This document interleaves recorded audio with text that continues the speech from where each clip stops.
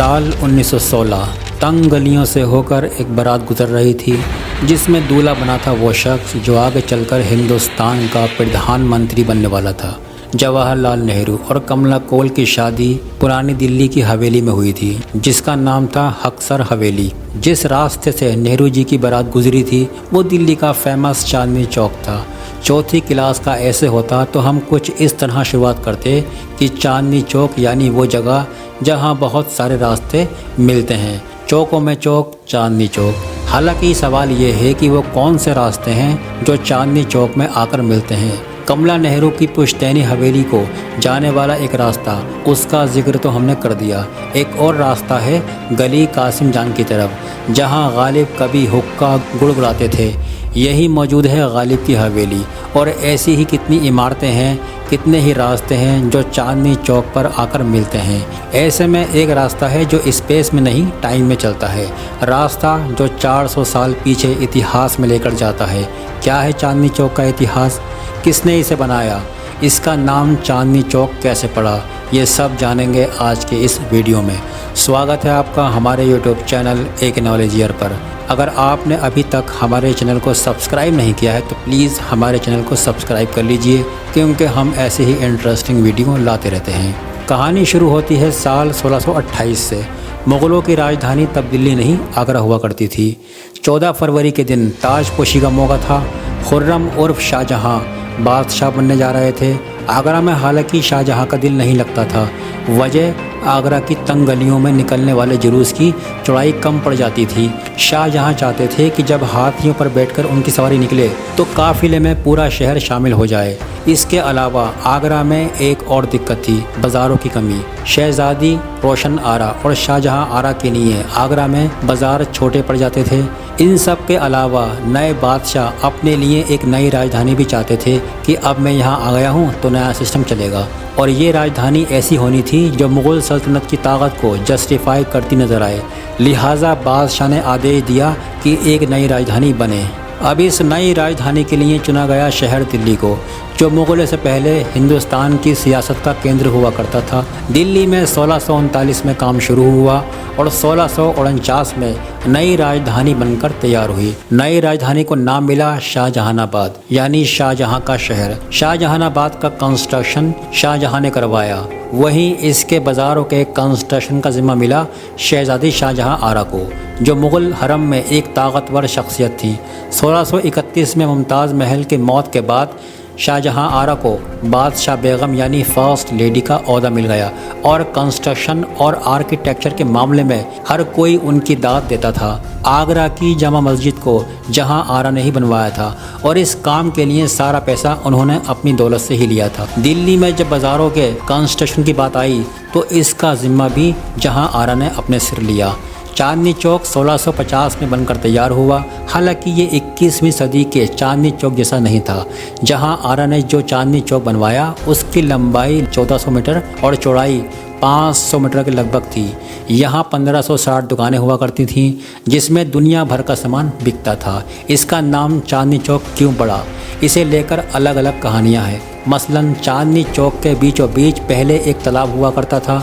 यमुना से आने वाली एक नहर से इस तालाब में पानी आता और जब चांद की रोशनी इस तालाब पर पड़ती तो पूरा चांदनी चौक जगमगा जाता। इसकी दूसरी वजह बताई जाती है कि चांदनी चौक से एक नहर होकर जाती थी जो चांदनी चौक से होकर फतेहपुर मस्जिद तक उसका छोर था।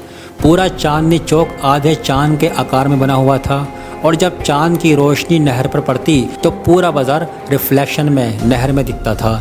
चांदनी चौक के नाम के पीछे एक वजह यह भी बताई जाती है कि यहाँ सर्राफों का मार्केट हुआ करता था जिसमें चांदी की खूब बिक्री हुआ करती थी, आज भी होती है। ऐतिहासिक दस्तावेज़ों का हवाला लें तो उस समय के सफ़रनामे के मुताबिक ये भारत की सबसे सुंदर और सबसे बड़े बाज़ारों में से एक था। मसलन दक्कन के मुसाफिर के मुताबिक चांदनी चौक में इतनी तरह की चीज़ें मिलती थीं कि कारून का ख़जाना भी इसके सामने कुछ नहीं। एक किस्सा मिलता है कि एक बार एक रईसज़ादे को चांदनी चौक घूमने की इच्छा हुई। उसने माँ से पैसे मांगे। अब परिवार उसका बहुत अमीर था, माँ ने 1 लाख रुपए दिए उस समय के, लेकिन साथ ही कहा कि चांदनी चौक की खरीदारी इतने में पूरी नहीं होगी, लेकिन इस छोटी मोटी रकम से कुछ छोटी मोटी चीज़ें खरीद लेना। बताइए, उस समय के 1 लाख रुपए और माँ बोल रही हैं कि छोटी मोटी चीज़ें खरीद लेना। उस ज़माने के रॉयल्स अलग टशन में चलते थे। मुग़ल दरबार में लंबा वक्त गुजारने वाले इतावली यात्री बर्नियर ने भी अपने लिखे में चांदनी चौक का जिक्र किया है।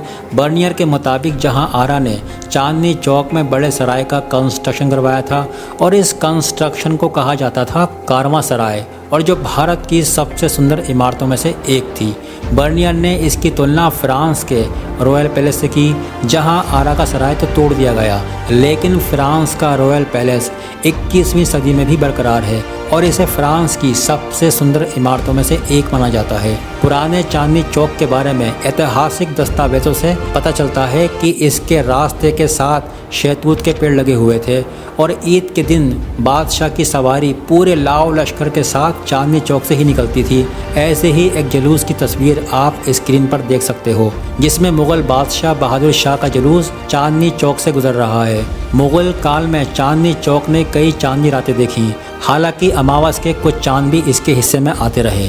साल 1738 मुग़ल बादशाह मोहम्मद शाह रंगीला अपनी आरामगाह में पसरे हुए थे।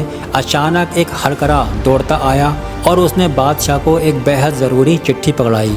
संदेश क्या था? दरअसल ईरान से चलकर नादिर शाह की फ़ौज दिल्ली के मुहाने तक पहुंच गई थी और यही संदेश चिट्ठी में था। हरकारे ने बादशाह को जब ये बात मुँह ज़बानी बताई तो उन्होंने जवाब देते हुए कहा, हनूज दिल्ली दुरुस्त, यानी दिल्ली बहुत दूर है।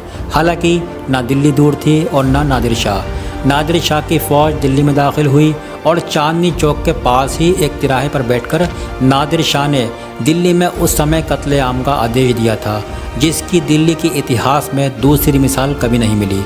नादिर शाह के सैनिक जब दिल्ली को लहू में भिगो रहे थे, नादिर शाह चांदनी चौक से करीब आधा मील दूर रोशन दुल्ला की मस्जिद पर खड़ा था, ताकि एक ऊंची जगह से ठीक शहर का मंजर वो देख सके कि क्या चल रहा है वहाँ पर। नादिर शाह की फ़ौज ने अगले कुछ हफ्तों में 30,000 जनता को गाजर मूली की तरह काटा और फिर मुग़ल ख़जाने की पूरी दौलत लेकर वापस चला गया, जिसमें मुग़ल दरबार की शान तख्त ताऊस और कोह नूर भी शामिल था। मुग़लों के बाद चांदनी चौक का क्या हुआ? 1857 में जब दिल्ली में अंग्रेज़ों ने मारकाट मचाई, उस मंज़र को अपनी आंखों से देखने वालों में से एक थे मिर्ज़ा गालिब। अपने ख़त में वो चांदनी चौक का जिक्र करते हुए लिखते हैं, भाई क्या पूछते हो, दिल्ली की हस्ती कुछ हंगामों पर आधारित थी। चांदनी चौक, लाल किला, हर दिन जामा मस्जिद पर जमा लोग, हर हफ्ते सैर जमुना के पुल की, हर साल मेला फूलों वाला, ये पांचों बातें अब नहीं। फिर कहो दिल्ली कहाँ? 1857 में गदर के करीब दिल्ली एक बार फिर बहाल हुई। हालांकि इसे अहमियत मिलनी शुरू हुई 1911 में, जब अंग्रेज़ों ने कलकत्ता से अपनी राजधानी दिल्ली शिफ्ट की और जॉर्ज पंचम के सम्मान में दिल्ली में दरबार भी लगा। अंग्रेज़ों के वक्त में ही चांदनी चौक में छुप छुप चलनी शुरू हुई। हम बात कर रहे हैं ट्रेन की। जी हाँ, चांदनी चौक में ट्रेन चलती थी। 1908 में जहाँ पहले नहर हुआ करती थी, उस जगह को भरकर वहाँ ट्रेन के लिए ट्रैक डाला गया। जामा मस्जिद से चांदनी चौक, कटरा, सदर बाज़ार, पहाड़गंज और अजमेरी गेट से खुली ट्रेन में ट्रेवल कर सकते थे लोग। ट्रेन का सफ़र 1963 तक जारी रहा, लेकिन फिर ये बंद कर दी गई।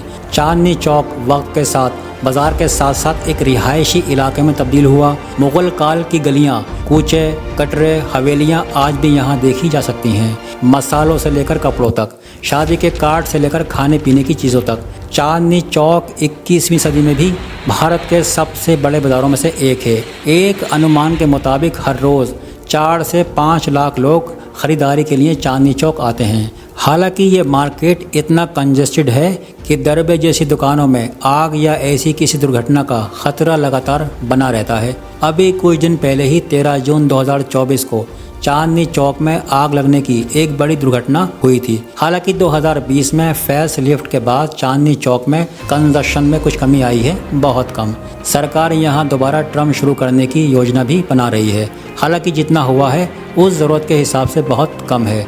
चांदनी चौक न सिर्फ बिजनेस के हिसाब से काफ़ी महत्व रखता है, ये भारतीय इतिहास की एक इम्पोर्टेंट धरोहर भी है, जिसके चलते इसका प्रोटेक्शन बहुत ज़रूरी हो जाता है। अगर आपको वीडियो अच्छा लगा हो तो प्लीज़ हमारे चैनल को सब्सक्राइब करके ज़रूर जाएं। तब के लिए टेक केयर।